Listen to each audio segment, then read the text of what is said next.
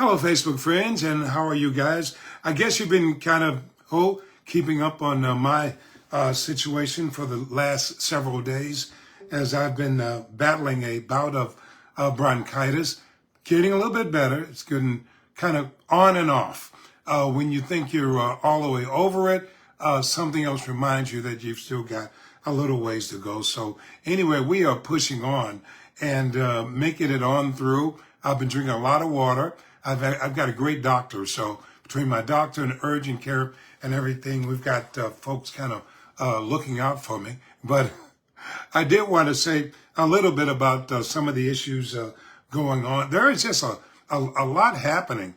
You know, I told myself I was going to actually stay in the house and stay in the bed and do that, but that's always very difficult for me to do when you've got to get out and live life and do things. So we persevere. But I want to talk about some of the news that's going on here. There's something I'm looking for. Can't find it. Okay, well, that's okay. That happens. Here it is. I'm going to say a little bit about this as I go along. This is the new St. Louis County flag, and the county spent $90,000 on a contract where one of the things you got is the design of a new county flag.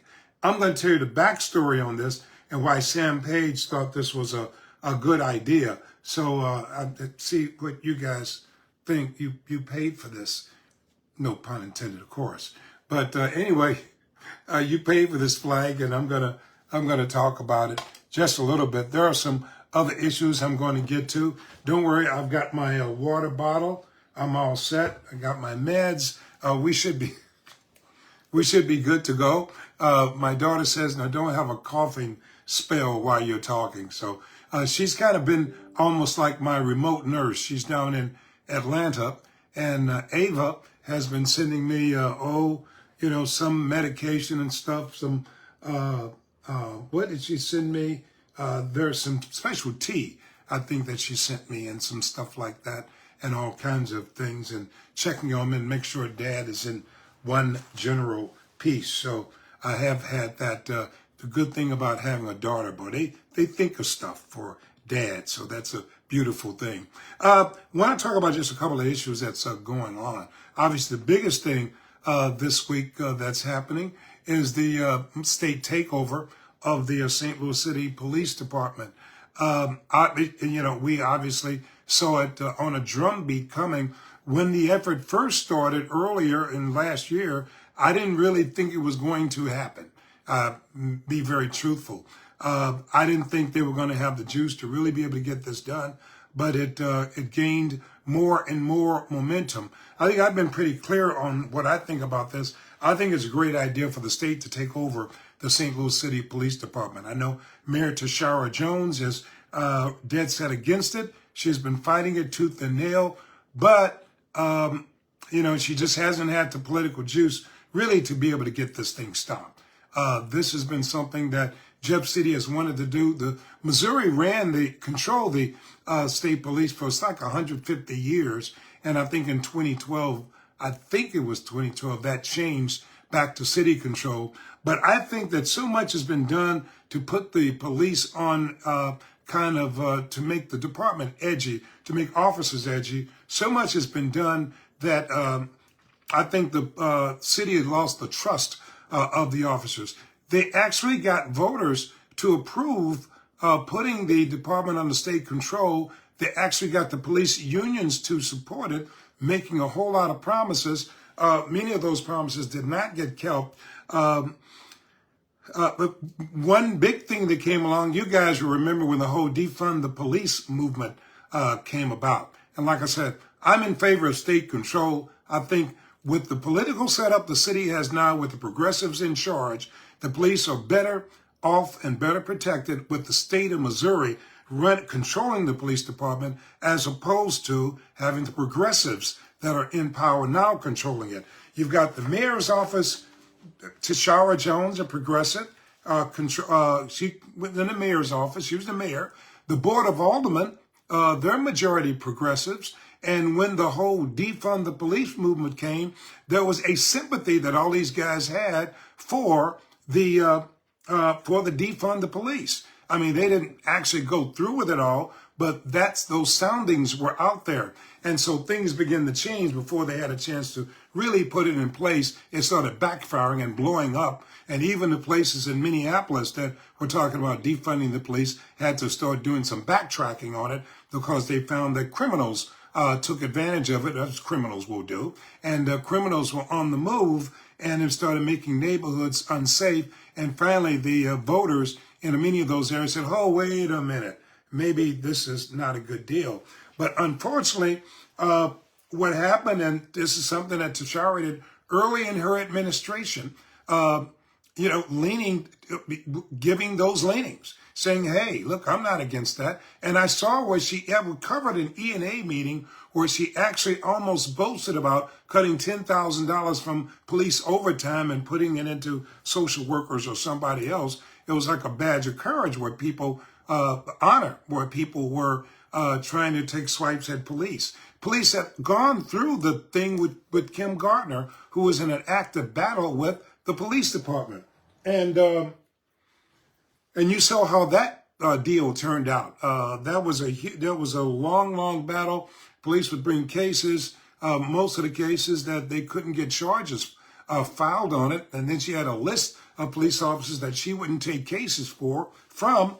And so they were really under fire from Gardner when she was St. Louis City Circuit Attorney. You did not hear the mayor criticizing Gardner. You didn't hear Kara Spencer or the Board of Aldermen really criticizing the board Kim Gardner. I'm not going to zero in Kara Spencer on this one because she was just like the rest of the progressive Board of Aldermen. They weren't pro-police, not then, not really saying anything. Police were on their own, and nobody really had their backs. Not in City Hall. A couple of aldermen maybe had their back. Joe Vaccaro and another alderman whose name I forgot. But besides that, nobody had their back. Nobody had the citizens really did, but it was hard for even many citizens to step forward. I talked about it at that time because I supported law enforcement. Most citizens, though, were scared to speak out, scared of the backlash that they would get if they spoke out in favor of law enforcement. And so police pretty much on their own, it left a sour taste. Some 400 officers left the city of St. Louis. They just say they had enough. And the department is down like 400 officers. Why a lot of it, some of it was pay, but some of it was they just didn't trust the city politicians. They knew these city politicians did not have their back. They knew if anything happened, any slight wouldn't even have to just look like a misstep, and City Hall would be down on them with all fours. And here's what I would say about this. Not only in this latest effort that the St. Louis Police Officers Association, let me do this, that the St. Louis Police Officers Association support the state takeover. People say, well, how do police feel? Well, the St. Louis City Police Officers Association supported the state takeover. They went and testified in behalf of the state takeover. Not only that, but the Ethical Society of Police that represents African American police officers. They also joined forces with the predominantly white police officers association and supported it too. Let me say that again. The Black Police Officers Association, essentially Ethical Police Society, they also supported the state takeover. That means, gotta catch this, that the black officers would rather have the Republicans in Jefferson City control the St. Louis Police Department than have the African American mayor here in St. Louis. She's here now, of course, but who knows how long. Then they'd rather have Jefferson City control it, the Republican control Jefferson City, rather than having the African American mayor in St. Louis control their department. Now that really does that certainly really says something. And then Jeff City got even more probably maybe unexpected political cover to go forward with this deal because they didn't know what kind of backlash it was going to be. Well, that got settled on election day, Tuesday, when voters came out and Tashara finished way behind challenger Kara Spencer. I think Kara had like 68% approval on it, and I think Tashara was somewhere around 23%. Don't quote me, top of my head, but somewhere around there. But suffice it to say, Tashara far behind Kara, and it may take a minor miracle for her to pull this election out of the hat. This may very well be the end of her political road. We shall see. The elections is not over yet, but not looking good for her. But in any event, when they saw those election results, the legislators, they said, we don't have anything to worry about because they really don't believe that she has the type of clout that maybe she had once upon a time. She's kind of has to hang on by her, fighting for her political life, really. And that's what's going on right now. But as far as the legislators there, they said, we don't have to worry about it. We don't think the citizens are with her. You know, it's a tough situation. Like I said, I think she had only herself to blame for seemingly siding with the defund the police movement, seemingly being silent when police were under attack from Kim Gardner. As a matter of fact, the only time that she spoke out against Kim Gardner was when she thought she was in a political pickle when Janae Edmondson, the young volleyball player from, I think, Tennessee, was run over by the guy who should have been behind bars in the first place. She lost both her legs, had to be amputated.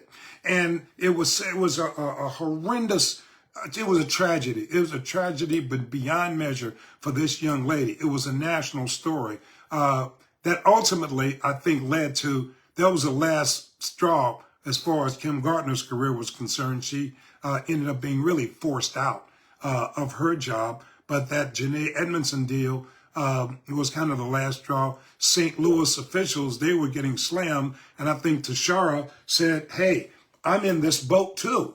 And so she came out and slammed Kim Gardner, saying, well, maybe she ought to think about moving on. That was her buddy. Remember, her and Cori Bush and Kim Gardner all won at the same time. So like the three amigos or something like that. But then she just threw her under the bus. And I think a lot of folks in the African-American community didn't like the fact that she threw her under the bus. And I think she lost actually some support in the African-American community because she sided with the Republicans in Jefferson City to get rid of Kim Gardner. You guys know I was not a Kim Gardner fan. I was probably the first one against her because of her handling of the duties in the office. So I certainly was not a fan, and I was one of the first critics. But Tashara and Cori Bush, they were her buddies. And then when she threw her under the bus, a lot of people in the African-American community didn't necessarily like that. So I think that may have cost her some black votes. So we shall see how all this turns out. But I think that the governor still has to sign it. But I think that for the police officers, this is the best deal. They have state control. The governor will appoint, I think, four or five of the folk. The mayor, I think it's the mayor and four commissioners, board members that will be appointed by the governor. And they will form this new police commission. And I think that have to be confirmed by the Senate. But I think that police have a better chance of getting support not long after that state local, it was handed back over to local control. I would talk to rank and file police officers that would tell me how bad it was, how they were having trouble getting services. Investigator Chris Hayes of Fox 2 just did a story recently about how the rifle range, the gun range is in bad shape and can't be used for the St. Louis City police officers. So they have to go and find some other facilities to qualify for marksmanship and everything else. You can go to Fox 2, Fox 2's website, Fox 2 Now, and look up Chris Hayes, and you can see that story he did, that how there wasn't enough money to repair the gun range, yet the city had, what, all this money from the Rams, right? $297 million, I think it's around then, of Rams money that they couldn't even decide how to spend. I mean, they couldn't spend some money to get the police range fixed or something like that. So police were far down on the list. And when Tashara and company, Tashara first got in, her priority was say, let's get some more social workers to de-escalate situations. Well, that's not, bad to do that, but it was like taking away from law enforcement. And it was like not emphasizing the importance of law enforcement. Is it important to have people to be able to de-escalate situations? Well, of course it is. Is it better to be able to, if somebody has a mental problem, is it better to be able to have a team there who can maybe talk them down off the ledge so that you don't have to use lethal force? Absolutely, that's important. Is it important for diversionary programs and programs to help people find jobs? Is that important? Absolutely, that's important. Is it important? People getting second chances who maybe have been, people who have been, had minor drug offenses, minor marijuana offenses, and the like. Well, yeah, I think that's important. But it's also important to send a very strong message that you're going to be tough on crime. People are still in these neighborhoods, senior citizens especially, they're still in these neighborhoods. There's gunfire all night, automatic gunfire. I saw a video, guys, not long ago of, some people with guns out there, the guns that these kids are carrying. I talk to neighbors, and they see these young kids walking down the street with AK-47s and assault rifles walking down the street. I've talked to people who've seen these kids. They're afraid to go out on their porch. You have senior citizens who have lived in their home 30 and 40 years. Their neighborhood has changed all around them. They're scared to go out on their porch. They're hearing automatic gunfire all night long.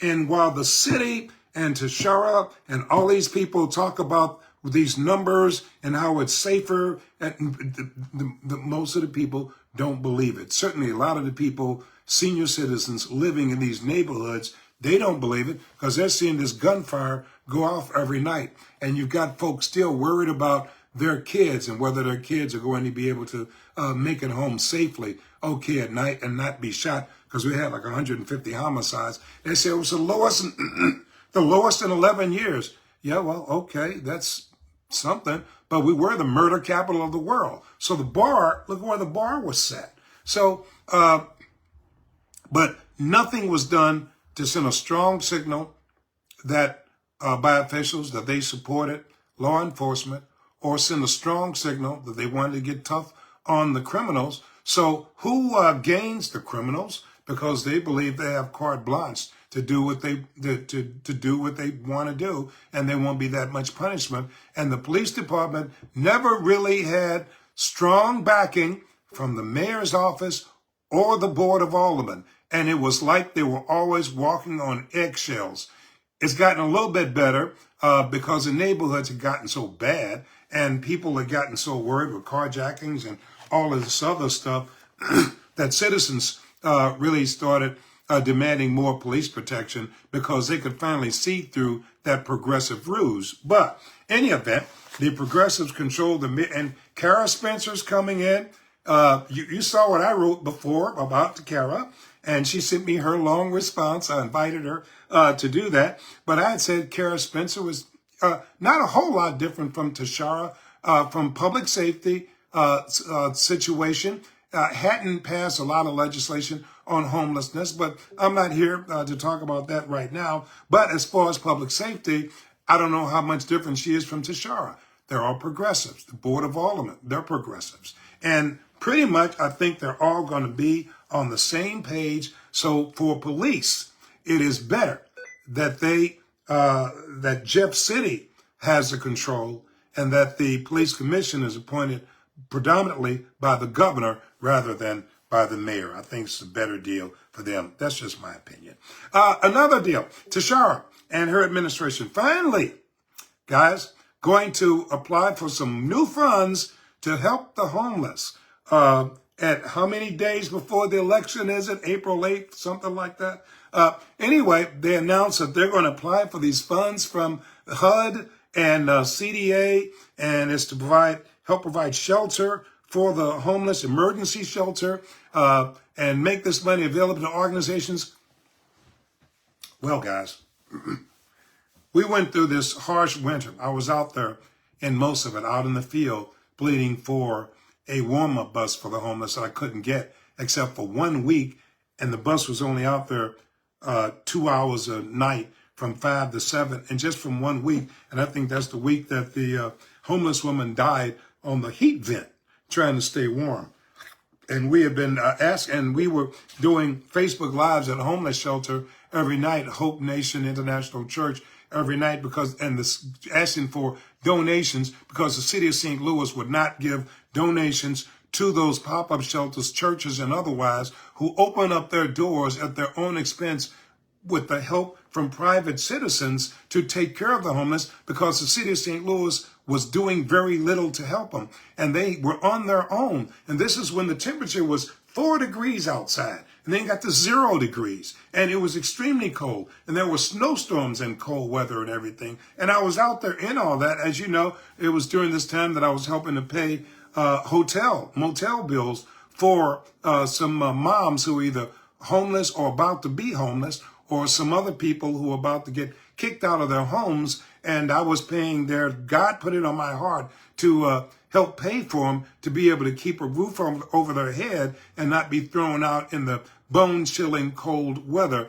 And so that was one of my contributions. And also, you'll remember that with the homeless tent encampment, I got them a trash dumpster. The city wouldn't do it. So the trash had been piling up all summer long. And they had no place to put the garbage. 30 people out there, no place to put the garbage. I had been asking the Shower Jones administration, hey, can you get them a garbage dumpster and get a steady, a steady pickup routine? So get a company. Let's can the city get a trash dumpster and everything, and then get a regular pickup for it, right? Because it has to be emptied. It's going to be full. They refused to do it, even though I went to the health director, talked to the health director. She sent out investigators. She said it's a problem. It's a big problem out there with all the mess out there in that encampment on 10th and Cass. She kicked it upstairs to the mayor's office. She was sympathetic that, yeah, there's a problem. She didn't have the power to order the solution, but she knew there was a problem. She kicked it up to the mayor's office. It went nowhere. The mayor refused. The mayor's office refused to do anything about a trash dumpster. Ultimately, I paid for a trash dumpster myself and had it put out there, and I'm having it dumped every month. So it's like an ongoing expense, but it's necessary. God put it on my heart to help with this, so they would have this trash pickup every single month, and so that's how it is.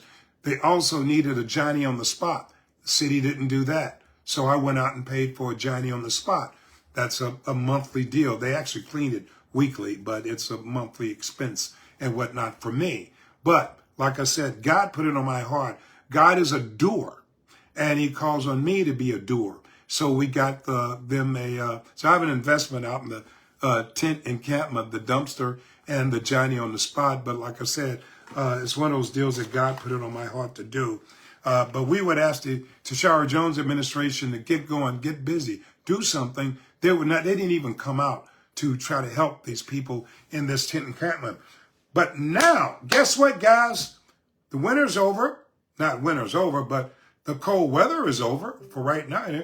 70 degrees outside and everything. So now, the Shower Jones administration, guess what? They're ready to come up with some help apply for some help for the homeless. With an election, weeks away? Coincidence. Okay. Any event, just want to let you guys, let you guys know that one. And I have to say this, we had been making that plea for the homeless warm-up buses when the temperature was 4 degrees. And it was something that Mayor Lyda Crewson had done when she was mayor. She had 2 buses out. She would have the buses out all day long. I mean, on 4-degree days, she'd have that bus out there at noon. She'd have bi-state buses. Andre Cole of Urban City Services had to buy a 1996 school bus so that the homeless would have some kind of warm-up bus. You know, it wasn't ideal, but it was something. Hats off to Andre Cole and Audrey Humans and all those other people who were out there with that school bus and making sure the homeless was able to get to those shelters, because Tashara Jones would not do it. Last mayor, Lyda Crewson, she would have she would lease the bi-state buses, and she'd have like 2 bi-state buses out there for the homeless to use. She didn't have it just for 1 week, for 2 hours a night for just 1 week. She would have it, she would bring it in there at noon. It would stay from noon all the way through the nighttime, so they could have a place to go during the day, starting at noon. We had a homeless woman who died on she was on a heating vent right behind City Hall, a heating vent on the sidewalk, a sidewalk heating vent. This woman died, right? That's where her body was found, right? And then the administration, all they were saying, well, we had shelters she could have gone to. Well, maybe she didn't know about it, and maybe the administration's kind of lax effort dealing with the homeless situation didn't inspire confidence. But any event, that's what happened. But anyway, now they're saying we're going to apply for some grants to provide some emergency shelter for the homeless. I'm for that. I'm all for that. I think that's a great thing. Anything you can do to give the homeless shelter, that's great, because the problem is a year-round problem. I'm just saying, guys, we're weeks before an election, and suddenly we can apply for all this help. Was this help not available before? I don't know. I got some questions. Was this not help? And all of a sudden now it pops up. But the homeless have gotten through the worst of the winter. Could have really used that during the winter time when the temperature was 4 degrees. That would have been a big boost. But hey, you know, what could we say? What I talk about, this is an issue. Don't think I'm picking on the city, guys. I'm not doing that. St. Louis County, there's been a major issue in St. Louis County, and that's been over the animal control shelter. And that's been dealing with Sam Page and County Executive Sam Page and Kanika Cunningham over the Animal Control Center. There was alleged euthanasia controversy, and that had to do with there was a lawsuit filed. And first lawsuit said there was a document floating around that the county was considering mass euthanasia of the animals when it took over from APA, Animal Protective Association. The administration kind of denied that. They said, no, we're not doing anything like that. Are you kidding? Both Page and Kanika Cunningham both said no. I've since interviewed Kanika Cunningham about this. But later, when the Post-Dispatch found the document talking about mass euthanasia, well, then the tune changed. It did. Even though they're trying to tell me it didn't, it did. Because suddenly the health director, Kanisha, she basically got it. Kanika basically, she changed it where she was telling me she wasn't changing, but it sounded like a change to me. She was saying, well, she knew about it, but it came from a low-level worker and they just discounted it. So it didn't mean anything. But when first asked about that, it's their position, CNB, was nothing like that existed, and there was no talk about that at all. So I pressed her on whether this was an effort to try to mislead the public. She assured me that it was not such an effort, but certainly that didn't help the animal people who had been volunteers for the animal shelter. They didn't smell too good to them, and it sounded like they were changing their tune. It sounded to me like they were changing that tune, but hey, who am I? And so that has gotten to be quite a controversy. And the county council, and so Page, of course, not going to take any real action over that, despite all the questions that there were, questions over the volunteers. They kind of disbanded the volunteers, told them they would have to reapply because Kanika wanted to make sure there was a diverse group of volunteers. Well, I asked the question, do dogs care whether the people who walk them are black or white? Or are they veterans? Or are they disabled? Do the dogs really care if someone is a black person is walking or a white person walking. And she admitted, no, they didn't. I said, and I asked the question, has any black person came to apply for a volunteer to walk the dogs and they were turned away and they filed a complaint? And she said, no. And I said, so is this a solution in search of a problem? Which to me, it seemed like it was. And she said, no, she just wanted to make sure that everybody had a chance to be a volunteer and walk the dogs. Well, it didn't seem like there's a great clamor for folks. The people who wanted to volunteer and walk the dogs were probably already there and walking the dogs. And, and I don't think the dogs were complaining. I mean, they didn't go on strike and say, well, we're not going to have all white folks walk us here. We want some black people out here to walk us too, or some veterans or some disabled people. And so the whole thing didn't make any sense. Anyway, there's not going to be a huge investigation, but I don't think Sam Page, of course, not going to do anything. So she's safe. Kanika is safe. But should this be investigated? It probably should. And should it be looked at closer? And should there be potential consequences? Well, Proposition B in St. Louis County, that's going to be on the ballot, will give the St. Louis County Council the authority to fire department heads. I was dead set against this at first. I was calling it a power grab. And I was saying it's going to upset the balance of power. It's just a power grab. It's unnecessary. It's needless, and voters should not support it. I have changed my mind in light of this animal control euthanasia controversy scandal. I now support Proposition B. I think it's a good idea now. When you get a staunch opponent, I wrote some posts about it, opposing it, saying how much I was against the thing. Because I said, hey, this is a power grab that's unnecessary. I did a 180 after this situation with the animal shelter. I said, wait a minute.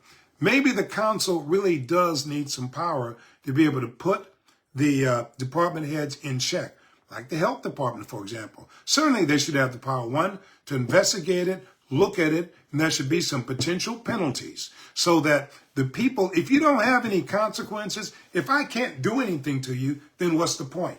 Why even have an investigation if there's no action I can take against you? Then it's meaningless. And if the county executive says, well, I'm not going to do anything to this person, so then what's the point? Why even waste time with an investigation to find out answers for people about this controversy and how it happened? But if I have the power to fire people, well, then that's a little bit different. So that convinced me that the council needs more power. They need the power to be able to bring these directors to task and fire some if they don't get good answers. Under the bill, voters will vote on it, and it'll take like 5 votes, the votes of 5 out of 7 council members, to be able to throw them out the door. But I think Congress can throw people out the door. There are many municipalities that can throw the mayor out the door. They have procedures on that, on impeaching the mayor and getting rid of them. And they can get rid of department heads too. So that's not unheard of for legislative bodies to be able to get rid of somebody that they don't like the way they're performing. Congress can impeach certain secretaries, and they can throw them out. So legislators, you elect your legislators. You give them a certain amount of clout. You expect them to have a certain say-so in government.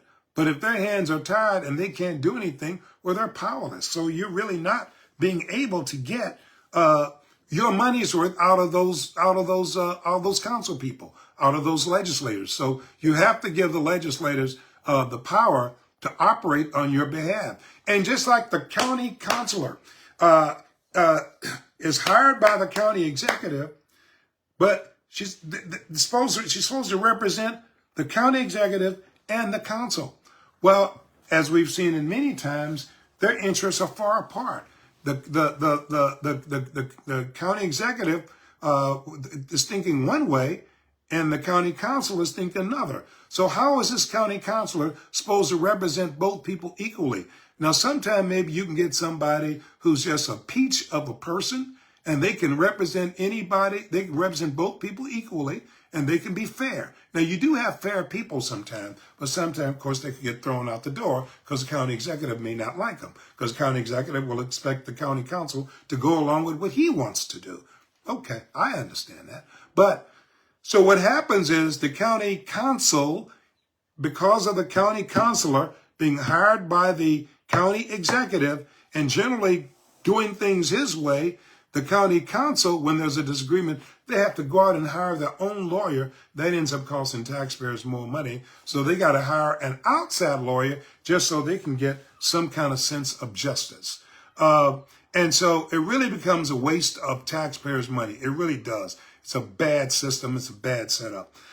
So what has to happen, I think, under Proposition B, the council would have the power to get rid of the county councilor as well. So if someone was unfair, they'd have the power to get rid of them. So anyway, probably is not a bad power to have, because that might force the county councilor to be a little fairer if they also knew that the county council could get rid of them too, and that it wasn't just the county executive who had that power. There was some concern over this bill, and I think they were saying that would allow the council to get rid of the police chief. I talked to Dennis Hancock. He said that this bill would not let them get rid of the police chief, that they would still go through the Board of Police Commissioners. That's what he says. Page people are saying, no, that's true. He could get rid of the police chief. But Dennis Hancock, Councilman Dennis Hancock, says that's not true. He's saying that would not give them the power to get rid of the chief of police. But you're talking to somebody who was dead set against Proposition B. I thought it was a bad deal for taxpayers. I thought that it was overreach by the county council. I wrote about it, posted about it, said it was a bad deal. Now I've done a 180. I think it's necessary. Looking at the situation with the County Animal Control Center and the health director and this whole deal with the alleged euthanasia controversy that was going on there, and just the whole deal with the county councilor and the county council not being able to really get a fair shake many times from the county councilor. They say because the county council is hired by the county executive, he can fire up, but the county council cannot. And perhaps giving the council that power would give the county councilor more of a reason to be fairer, to be more balanced, knowing that the council could fire her too. Voters in St. Louis County will have that on April 8th. They'll be able to vote on Proposition B, and Proposition B would give the council the power to get rid of department heads with a certain vote. It has to be 5 out of the 7 members would have to vote on it and approve it. So it wouldn't be like something that's like one person could throw you out the door. Like Sam Page could, of course, because they're his department heads. Okay. One more issue that I want to talk about before I go, guys, is this right here. This little gem. The Sam Page administration spent $90,000 on a contract with a marketing firm. You got a logo, new county logo, and the county executive just unfurled this new flag that you got for your $90,000. I did a post on this deal for a new logo and a new county flag. Now, you might ask this question, I certainly am. What were taxpayers clamoring for a new St. Louis County flag? Is this what they really wanted?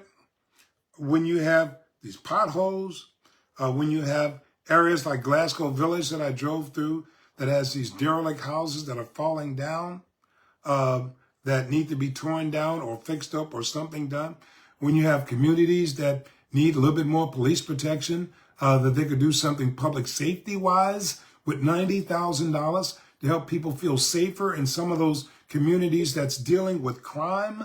That money could be spent for that, helping our roads, helping any number of things. Just drive down Hanley Road and you see this real row of just derelict homes You just drive down Hanley there, and you see near Natural Bridge, I think it is, off Highway 70.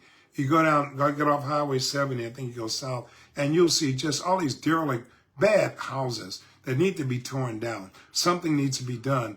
People live there, but they're dotted with all of these derelict homes that could have used the $90,000 to make a difference in that neighborhood, to make it look better for residents. There are still businesses and people are still struggling from the pandemic, from the COVID pandemic. A lot of people haven't overcome the COVID pandemic yet. And so you could have found some way to maybe kick some of that money into some of the struggling small businesses that need help, and citizens that need help. And some of this money something could have been done to help them. If you gave voters a choice, I looked at a lot of the comments. I did a post about this flag, and a lot of people, they weren't too happy about it. You can see it on my website, Elliot Davis TV. A lot of people weren't happy about their new flag. They were saying this is not what they needed. The county has a lot more needs than this. This is not going to do anything.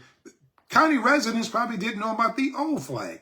They probably didn't care about that one. So why would they need a new one? This effort started last year with the re-imaging. I'm told that they wanted to re-image St. Louis County. I think they could have done it without this. I think this was a waste of money. You know me, I cover government waste for a long time. This fit right in there. This would have been one of those candidates that were I on TV, I would be talking about it. Since I'm not on TV and I'm retired, I really get to talk about it and say exactly what I want to say. I know, you know what I call it now? I call it Elliot Raw. I came up with that. I don't know how I came up with that. I came with Elliot Raw, just kind of unfiltered now, guys, because there's nobody for anybody to call. I'm it. Nobody can call a boss or somebody and say, look, can you do something with this guy? He is out of control. And so I love the guys, people I work with and everything. But now, like I said, Elliot Raw, and I get to I'm saying what I want to say here. And anybody seeing this flag, you know, they'll see this thing and they'll say $90,000 for a deal for a logo and a new flag. I really needed that one just when I drove over this pothole or something and damaged my rim or something like that. So anyway, those are a couple of things, guys. There were just some of the things on my mind. Like I said, I've been dealing with the bronchitis. I've had that for about a week now. It didn't seem that significant at first, right? It just seemed like I was maybe getting the beginnings of a cold or something like that. But I've been posting about this. And the amazing thing is how many other people said that they were suffering with bronchitis too, or flu or some kind of virus or something, that they were dealing with the same thing. Someone said they'd been dealing with something for months. So I learned that I was not alone, that I've got a lot of company. I did end up going, of course, to my doc, went to urgent care. They were great up there. I got to give them a shout out. I went to the one, is that in Rock Hill on Manchester? I think that's it. I think that's the one in Rock Hill on Manchester. And I went to that urgent care, and the people up there are so sweet. Got in and they hooked me up. My doctor, he's doing what he needed to do. And so, but no, I've been dealing with that. So you kind of go off and on. Some days you're good. Some days you do too much. Like I said, I was at the Mark Reardon radio show, radio 97.1 Talk FM, I think, with Mark Reardon yesterday at 04:25. I posted my appearance on there. I posted the audio and everything. You can see it on my website. You can see it here on my Facebook page, Elliot Davis TV. So I did post that, so you can hear my appearance on Mark Reardon's show. I had an absolute ball. I love being on his show, so I had a ball doing that. I didn't go in person because of the bronchitis. You don't want to affect everybody. I'm making good use of my face mask. I don't need them now because I'm at home, right? I'm just at home in my study, so I don't need a mask now. But when I went out, of course, I was wearing it because I didn't want to give anybody else bronchitis. So that's, but no, I had a couple of days. It started off easy, but then it just sneaks up on you and just punches you, right? And then, by whatever day it hits, then you get to a point, you have it. Bronchitis is taking control. It's letting you know, I'm here, and then when you think it's gone, then it says, I'm back. So anyway, I went through that, dealt with it. I think I'm coming down I think I'm on the tail end of it now, because I can talk without coughing up a lung. I thought about doing this one other day, but I went into a coughing fit. And so I said, maybe not. Maybe that's not a good idea. But anyway, I'm glad I feel better today. Thank all of you for the well wishes. I really appreciate it. We did a couple of posts and a number of you wrote comments. And I really appreciated all those comments that you sent. They really made me feel good that so many people did. So that was, that was good to be able to just read all those comments. So that was fun. So I've spent a lot of time here at home, obviously on the Get Well campaign, working on that anyway. So I think we're getting there little bit by little bit. So anyway, that's what's going on with me for right now. Did want to take a chance to really be able to talk to you guys and just give you my thoughts on all the issues going on. Certainly, there's a lot been happening, and I wanted to weigh in and just tell you what I thought about all the things that were going on. A lot happening around the St. Louis area. I, of course, am going to say, I know what I wanted to tell you guys. I almost forgot. I want to thank you guys for and I want to thank God for the success, I guess I can use that word, of this Facebook page. I got bronchitis, guys. Okay. Anyway, we reached 180,000 Facebook followers, a little bit more than 180,000 followers, and for a month reached like 7 million views. And so that was quite a milestone. It's a lot more than when I was at Fox 2. I think I was like at 72,000 at Fox 2. Since I've left, I've gained, like 8,000 more, something like that, around in that neighborhood. So we've gained a lot more since then. What's that? Okay. Yeah, we've gained a lot more since then. And it's just been a great experience. And I just want to thank you guys for making it a success. It's been successful so far. I've enjoyed it, and I've got a chance to talk to you guys, and got a chance to express my views on issues, and I've been enjoying it. It's made retirement great. It's made retirement so interesting. It really has. I didn't quite know exactly what I was going to do when I retired. God put it on my heart to retire. I did that, and he told me that it was going to be as or more interesting than television and what I was doing. And I found that God was exactly right. He didn't disappoint. I had a ball at Fox 2. I enjoyed it, enjoyed the people, Kurt Kruger, all the people, buddies, and I had a ball doing it. Brad Remington, I can go name a lot of people, but I had a ball for my 45 years doing that. But the Lord told me, it's time for you to leave. I've got something else for you to do for my kingdom in service of Jesus Christ. I want you to do something else. You're going to enjoy it. You're going to love it. But you got to leave television to do it. So I'm going to move you to another level. All you have to do is listen. And God said, time to go. And I wrote my letter then. It was like 2 o'clock in the morning, and told both Kurt Kruger and R.J. Pryorich that I was retiring in 9 months when my contract was up, that was it. Wrote it at 2 in the morning that morning and hit send, because God had put it on my heart to do it, and I trust God.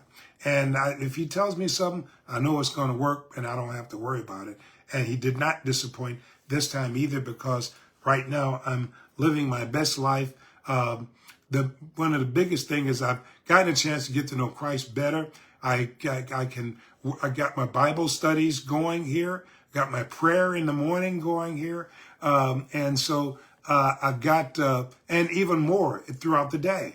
And so my spiritual life has greatly improved. My closeness to God has gotten stronger and better, getting closer to Jesus Christ. And so it is, I can truthfully say I am indeed living my best life. And I get to help people. You know, I get to, on my own time, I get to get out and have an idea, or to get out in the streets as we were doing with the homeless, have to actually I get a chance to really get out and help people and do something and see people. Can't do everything, but can do something. So I actually get to get out and help people and do what I can. And I really enjoy that. And I find that has been the greatest thing in my retirement, as being able to help folks and help folks in need.